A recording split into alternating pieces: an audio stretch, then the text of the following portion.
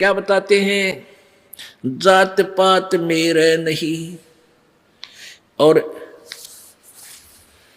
नहीं बस्ती नहीं गांव में, जात पात मेरे नहीं और यहाँ का कोई मेरा बस्ती गांव नहीं, मेरा ठिकाना तो कोई और है। गरीबदास अनंत गति नहीं हमारे चाम, ये तेरे जैसा शरीर मेरा नहीं है, चाम वाला नहीं है।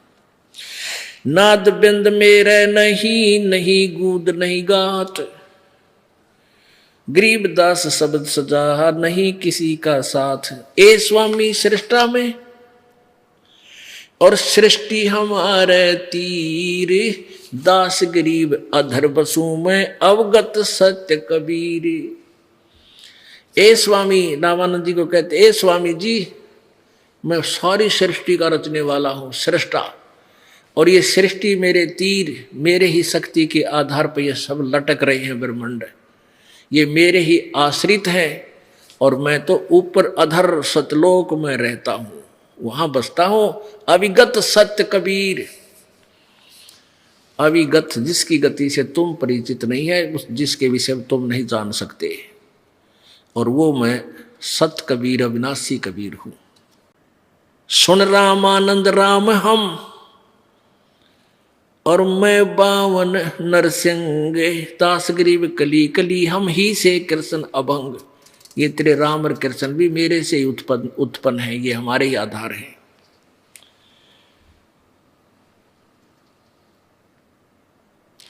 सुन स्वामी सतभाक हूं झूठ ना हमारे रंच, कह कबीर हम रूप बिना और सकल परपंच।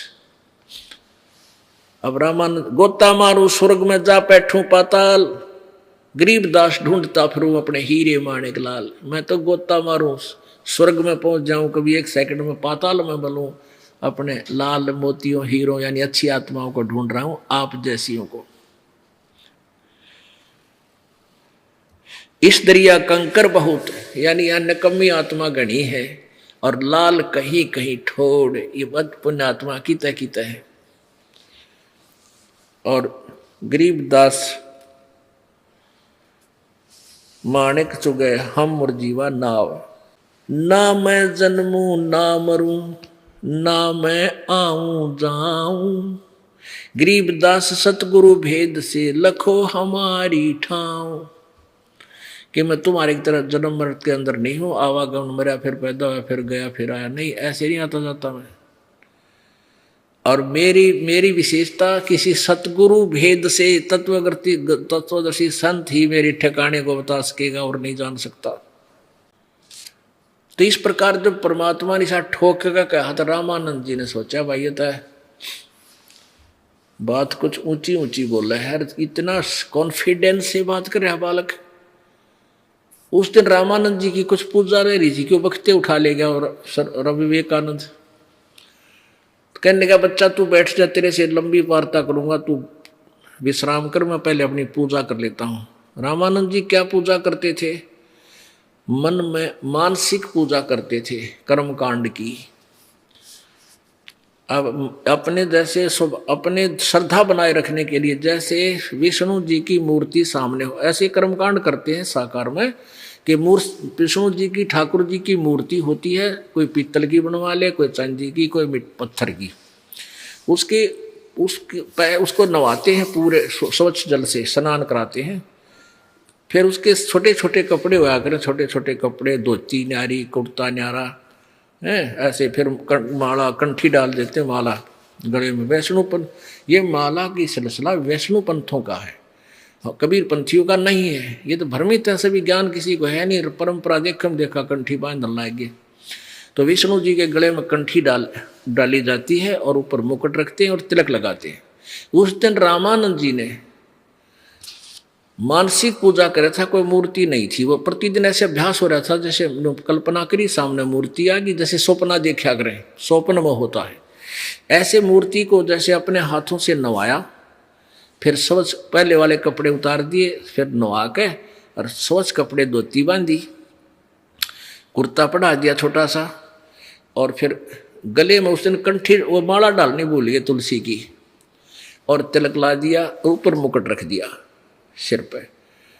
और वह माला रहेगी, माला ना डाली।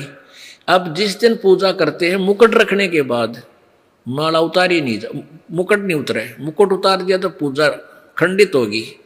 और जब कंठी यानी पूरा श्रृंगार ना हुआ और वह माला रहेगी तो भी पूजा अधूरी। अब रामानंद जी ने देखा तो चाला बहुत जुल्म हो गया भाई, अपराध लगेगा मुझको। आज पहली बार जीवन में मेरे से भूल पड़ी है कि मुकुट रख दिया और माला डालनी भूल गया। हे भगवान, आज मेरा कौन सा दोष आगे आ गया। अब ये सोचकर उसने सोची चल माला को मुकुट के अंदर से डाल दूं, गले में चली जाएगी, मुकुट उतारना नहीं पड़ेगा। अब जैसे माला डालने लगा वह मुकुट में अड़गी, आगे नहीं गई। मुकुट मोटा था, जैसे सोपन में आदमी दुखी हुआ करे ऐसे हो रहा था वो। और बहुत दुखी था कि आज के बड़ी भगवान मेरे से कौन सी गलती बन गई, क्योंकि वो तो उद्देश्य उसका भगवान की भक्ति था डेली और काम नहीं था। वो तो बाल ब्रह्मचारी था, सब कुछ त्याग कर औरों को समझा के, और एक दिन की भी भक्ति ना बनी तो दुखी हो जाता था। परमात्मा बाहर खड़े थे, 5 वर्ष के बालक, और अंदर से कहने लगे स्वामी जी चिंतित ना हो, इस माला की, इस कंठी की गुंडी खोल ले, गांठ खोल ले और फिर गले में डाल के गांठ बांध दे, मुकुट उतारना ना पड़ेगा। ओए होए होए। अब रामानंद जी ने देखा ना कोई सामने मूर्ति ना कोई माला दिखती, अरे इस बालक ने मेरे मन की बात बता दी। इसी से प्रभावित हो गया और जान लिया तो भगवान आ गया। रे भगवान खड़े तो सचमुच ठीक कह गया था, मैं परमात्मा हूँ। ओहो, अब किसकी गुंडी खोला था, कहाँ की गांठ लावा था, वो जिसके लिए तड़फ रहा वो सामने खड़ा। एकदम उसने ना तेने देखा ही उस समाज के कहेगा, ब्राह्मण समाज तेने थूकेगा या तेरे से दूर हो जाएगा, तुझे जाति से डाल देगा। लोक लाज नहीं करी उस महापुरुष ने, इसको ब्राह्मण कहते हैं। वक्त पड़े सौदा करे, कोठे डारे, ज्ञान आग लगा दी से झूठे ज्ञान का, जब भगवान का सच्चा ज्ञान और भगवान सामने खड़ा है।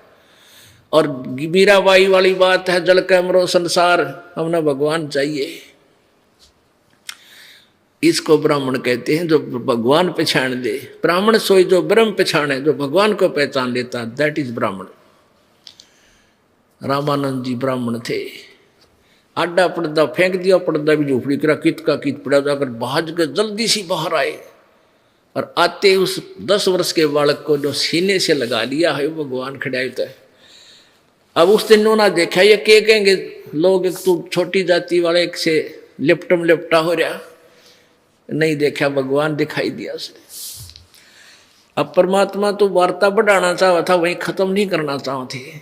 तो रामानंद जी क्या कहते हैं, मन की माला तुम लखी, मन की पूजा तुम लखी, ये मुकुट माल प्रवेश, और गरीब दास गति कौन लखे, तेरा के वर्ण के भेष। रामानंद जी बोले, भगवान आपने मेरे मन की बात बता दी, आप तो परमात्मा हो। हे प्रभु, तो आपको कैसे पहचाने हम दुर्बुद्धि जीव, किस वर्ण में आगे तुम, कौन वर्ण, यानी शूद्र वर्ण में। अरे एक बालक रूप में धोती बांधे खड़े आपको, क्योंकि ये तो भगवान मान रहे थे, शंख चक्र गदा लठ लाठ ले रहे हो, उन भगवान माने त्रिशूल ले रहे हो को तो सीधे ठोक दें। और वो बैठ खड़े काम सिंपल मैन, सिंपल बॉय परमात्मा।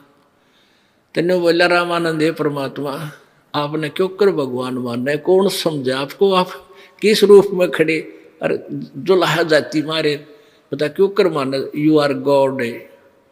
परमात्मा बोले, मैं आप मना लूंगा तने, तू मेरी बात सुनता रहे। बोलो सतगुरुदेव। परम पिता परमात्मा पूर्ण ब्रह्म, सारी सृष्टि के रचनहार, कबीर देव, कबीर साहब, अल्लाहु अकबर, अल्लाह कबीर, ये एक ही प्रभु है।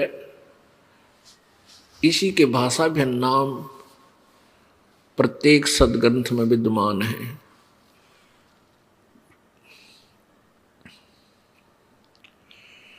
ये पूर्ण परमेश्वर है, हम सभी इसी परमेश्वर के बच्चे हैं। ये वो परमात्मा है जो 600 वर्ष पूर्व बनारस में, काशी शहर में, भारतवर्ष की पवित्र धरती पे 120 वर्ष तक एक तत्वदर्शी संत की भूमिका और एक जैसे एक सुयोग्य शिष्य की भूमिका और सुयोग्य नागरिक की भूमिका तथा एक ऐसा जीवन जीकर कि जैसे बहुत गरीब व्यक्ति हो, अपने हाथों से काम करके निर्वाह करके अपना कार्य करके अपना जीवन निर्वाह कर रहे हो।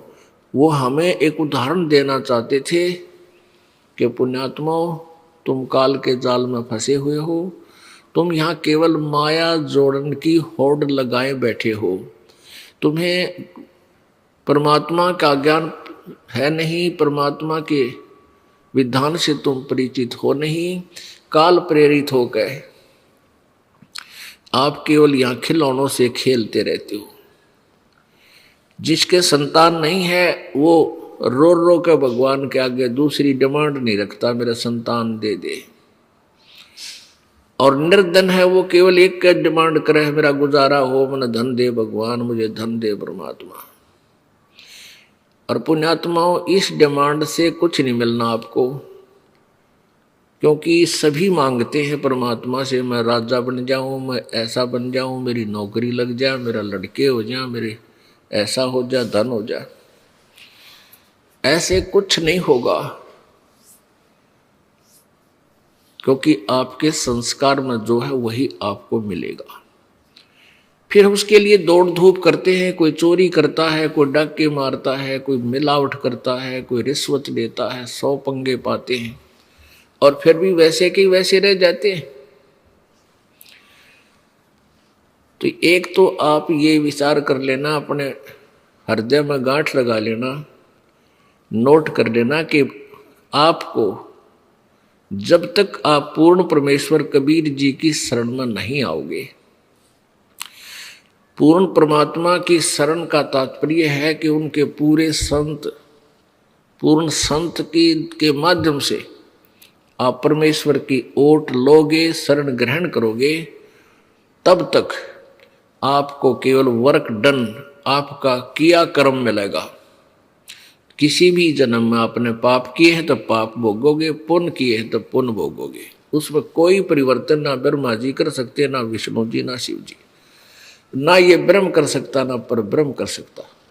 केवल परम अक्षर ब्रह्म, वो कबीर देव, वो कबीर साहब, वो सत्य पुरुष कर सकता है। और वो भी उनका करता है जो उस परमात्मा के मर्यादा में रहते हुए परमात्मा के नाम का जाप करता है। अब जैसे प्रभु ने कहा कि राम नाम रटते रहो जब तक घट में प्राण, कदे तो दीन दयाल के भिनक पड़ेगी कान। अब यहाँ सोच लेते हैं अज्ञानता के आधार पर कि कबीर जी ने राम राम कहने का आदेश दे रखे। नहीं, राम नाम, राम नाम माने राम का नाम। उस राम का नाम, परमेश्वर का नाम कौन सा है? वो मंत्र वो गुरु जी देंगे।